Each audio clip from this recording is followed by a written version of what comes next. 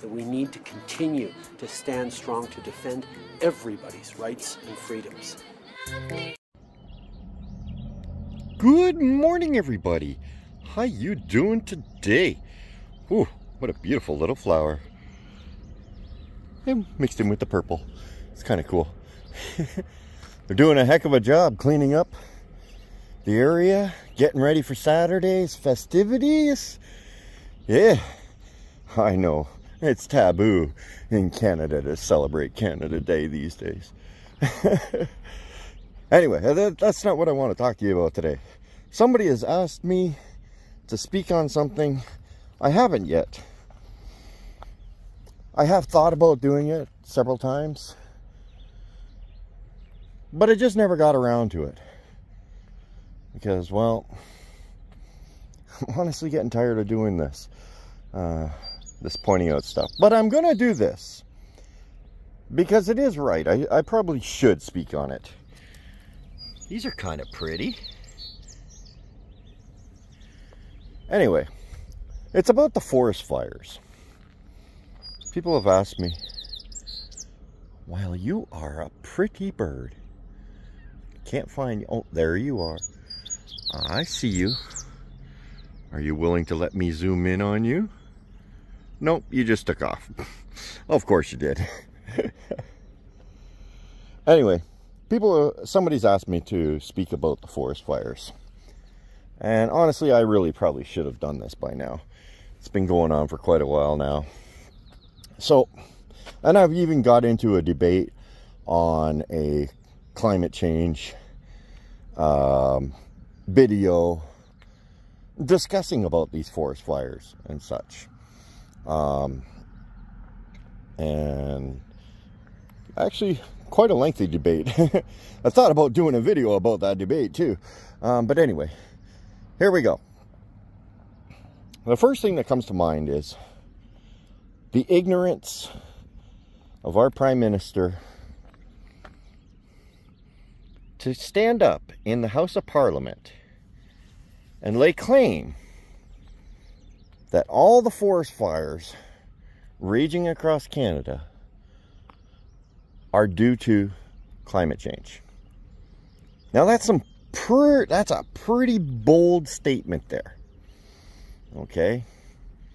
Now I know human activity directly affects the climate, and I'm not denying that. And well, what I'm about to say is definitely proof that human activity affects the climate and the environment and everything else. You see, because while our Prime Minister was standing up in the House of Commons calling all these forest fires raging in Atlantic Canada and BC and Alberta and Quebec, our police forces across this country were investigating all these fires for arson, or a majority of them. I won't say all of them because some are natural. So to him to stand up there and to say that this is the new normal for climate change. What do you mean by that, Child Minister? What exactly do you mean this is the new normal for climate change? Do you mean that we are going to see forest fires set by people? Because that's what I heard. Because that's what was actually happening. Now that's a pretty bold statement to claim that this is going to be the new normal. It has a lot of condemnation behind that statement. Okay? Especially as the leader of this country, who should be well informed on the degrees of severity of a situation he's going to stand up and lay claim to climate change on. This is a pretty bold statement. while they're being investigated for arson. Now, let's talk about forest fires, okay? There's a little thing people don't understand. And the the climate change activists manipulate people so that they can take advantage of people's ignorance.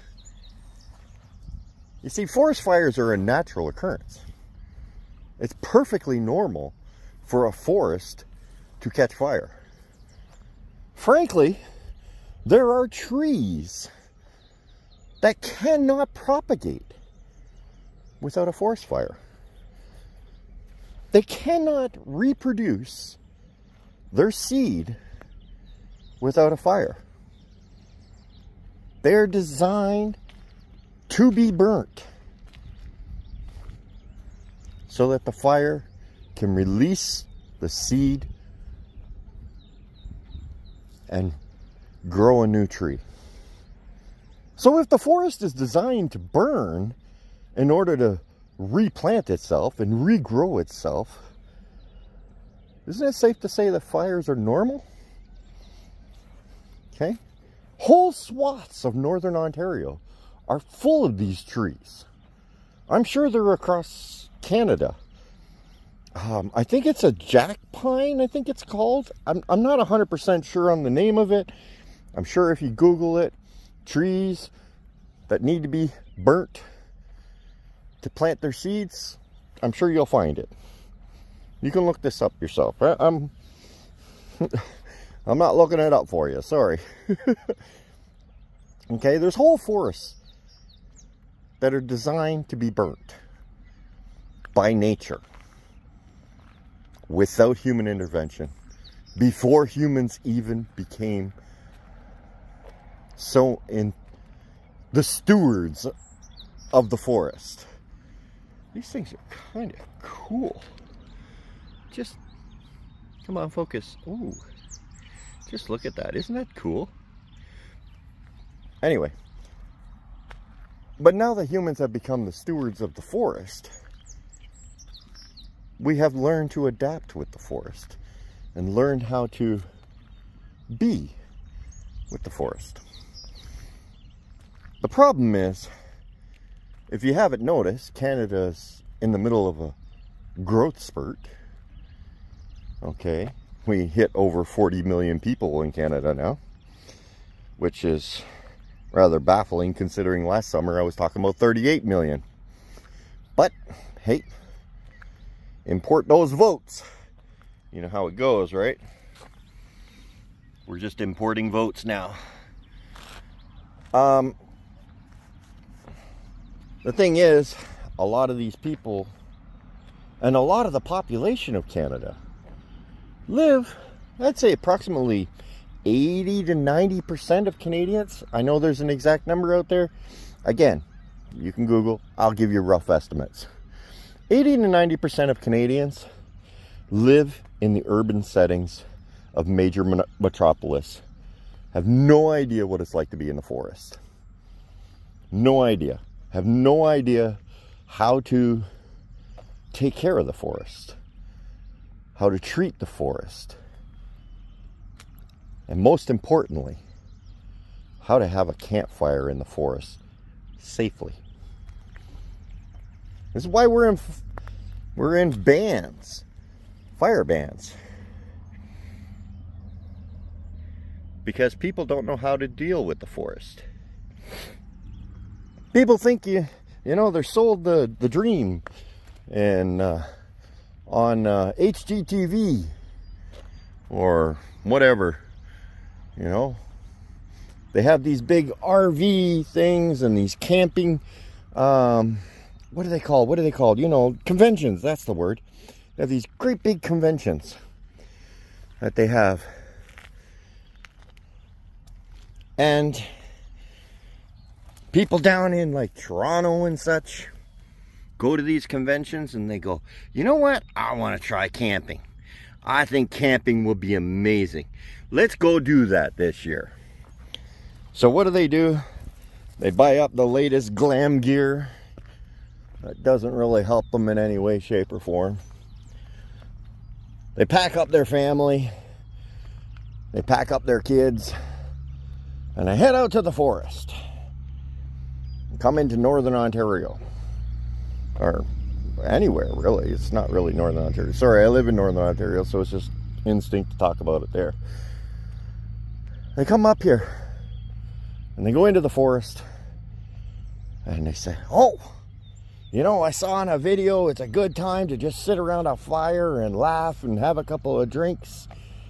Okay. Oh, I remember they didn't show me how to set up a campfire or what I needed, but you know what? I remember there were stones in a circle. So let's put some stones in a circle and we'll light a fire in there and everything will be safe, right? Hee hee! Good job. You win the moron trophy of the year. Unfortunately, this happens more and more, especially as more of our population doesn't understand how to set up a fire properly. You see, if you set up your fire pit in the wrong place, you can start a fire that'll pop up 200 meters away. You'll never see it spread that far because it's spreading underground. It's doing a root fire. You know? So many times people set up a fire and they don't look up at the trees above them. And they end up setting the fire above them, setting the trees above them on fire. So a lot of these arsons are probably related to stuff like this. Just plain human ignorance. Ignorance in its truest definition. Not ignorance in the ignorant way. Just ignorance in the lack of knowledge. They're sold a dream, locked up in their concrete jungles.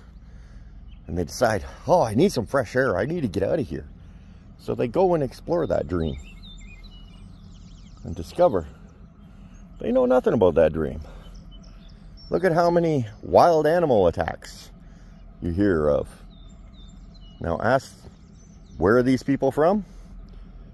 9 times out of 10, they're from the big city. They've decided, I'm gonna go camping.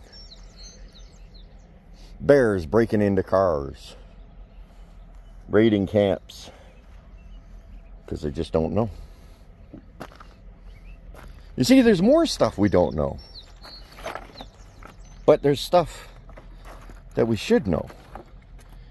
See, long before Canada became the colonizing nation that it is, the native people of this country knew how to take care of the forests.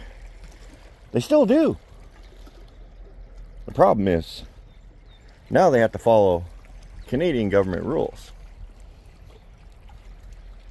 And I don't remember the exact date it was, but there was a big, huge forest fire somewhere in BC or Alberta or along the border.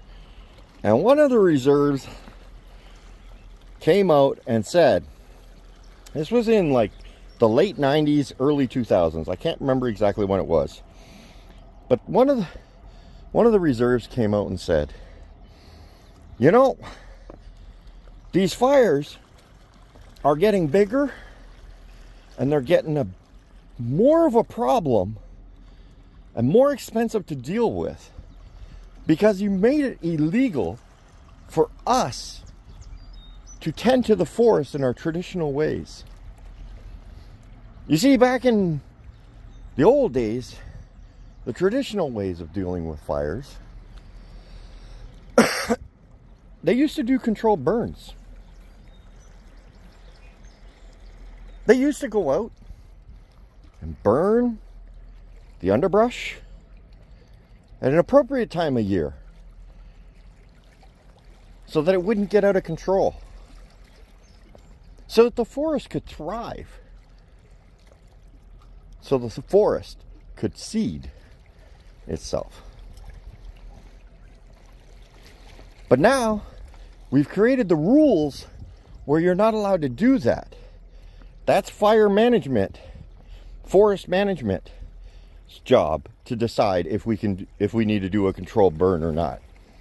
And this is where the native people came out and said, well, you've created these rules where we're not allowed to do controlled burns, so now the underbrush is getting out of control and we're not allowed to light it up, and you've gutted forest management to the point it can't do anything either. It won't do anything.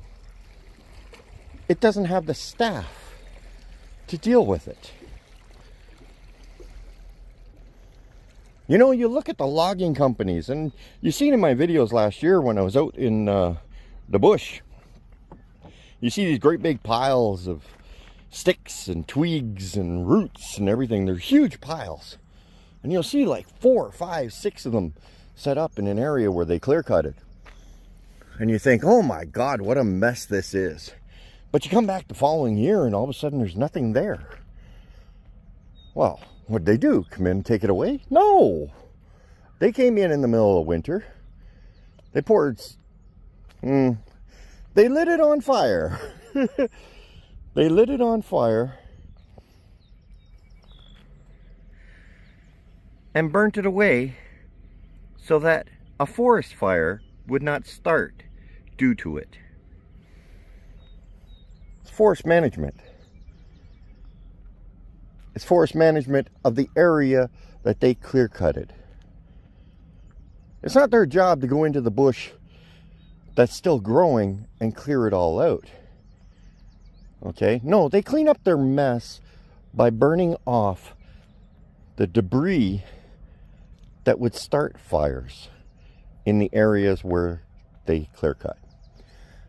But Canada does not allow you to go into the forest and clear the underbrush anymore, because that's not environmentally safe for people to go in there and tend to the forest without approval.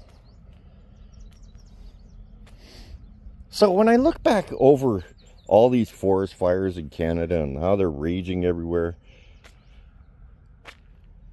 and I think to myself, am I shocked? No. Nothing about that made me shocked. Everything about those fires made sense to me.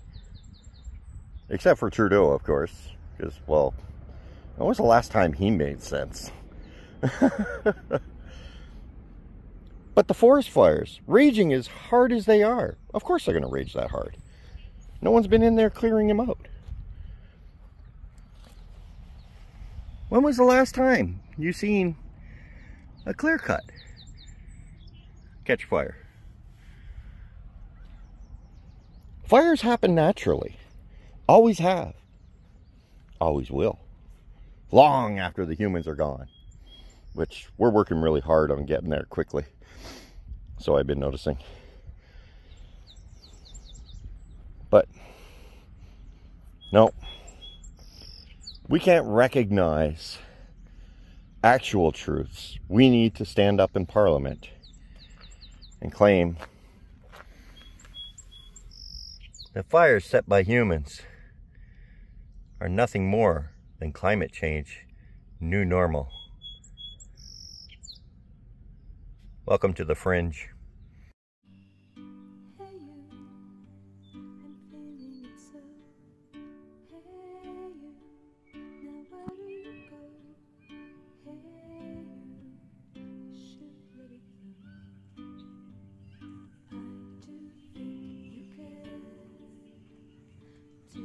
Welcome to the Fringe.